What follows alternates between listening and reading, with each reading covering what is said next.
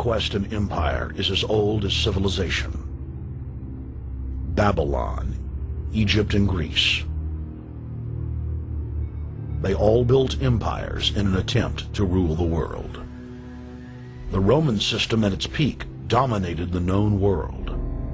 Complex governmental systems were developed to control diverse populations.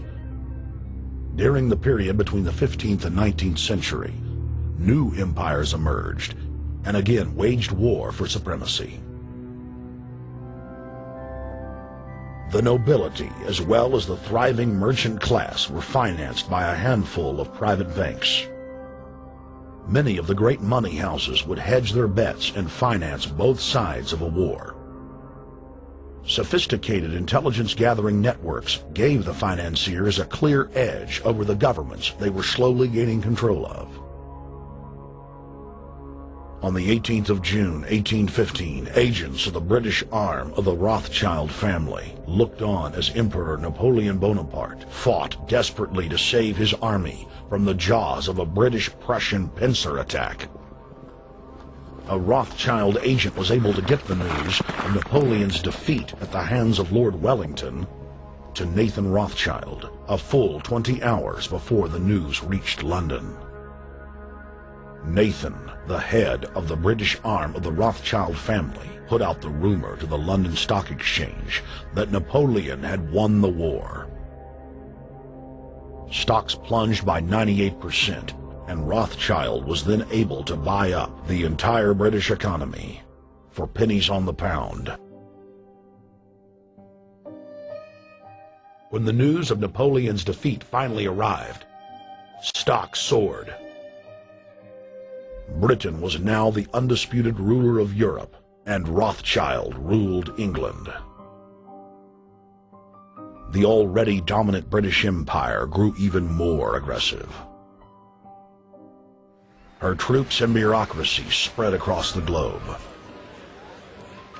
The sun never set on Britannia's holdings. The banking cartel funded, in fact, since about 1800, they have funded both sides of almost every war. And of course, they're getting the interest off of the loans that they've given the various governments and the wars that they have actually helped stimulate and create. By 1900, Germany was a rising force and a leader of the Industrial Revolution. World War I, for instance, there was absolutely no reason to have World War I, except that it was an ideal opportunity for the banking cartel to make a pile of money by funding both sides of that particular war.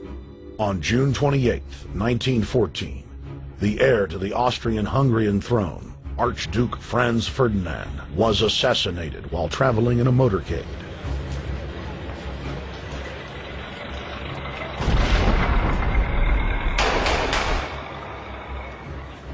The Black Hand, a Serbian secret society with connections to French and British intelligence, took credit. World War I had begun.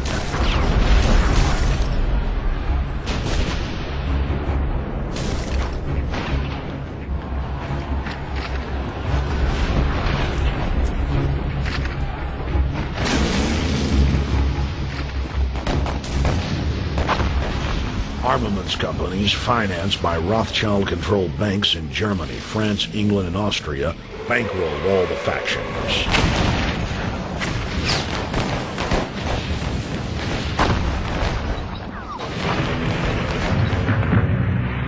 At least 20 million were killed in the war. It was a conflict so terrible the people vowed to never fight again. They dubbed it the war to end all wars. The question is, why did they want war? Well, first of all, is money and power. But secondly, they wanted to create the League of Nations. They had this in their plans all along, and as a consequence, once the war was over or about to be over, they began to formulate this idea of a League of Nations so this would never ever happen again. Hundreds of years of practice made the British experts at hiding their empire behind puppet governments and councils. In the name of stopping all future conflicts, they proposed that countries would join a League of Nations. Their true intention was for the League to serve as a framework for world government. President Woodrow Wilson, who had spearheaded the establishment of the private Federal Reserve System in the United States in 1913, strongly supported the establishment of the League of Nations.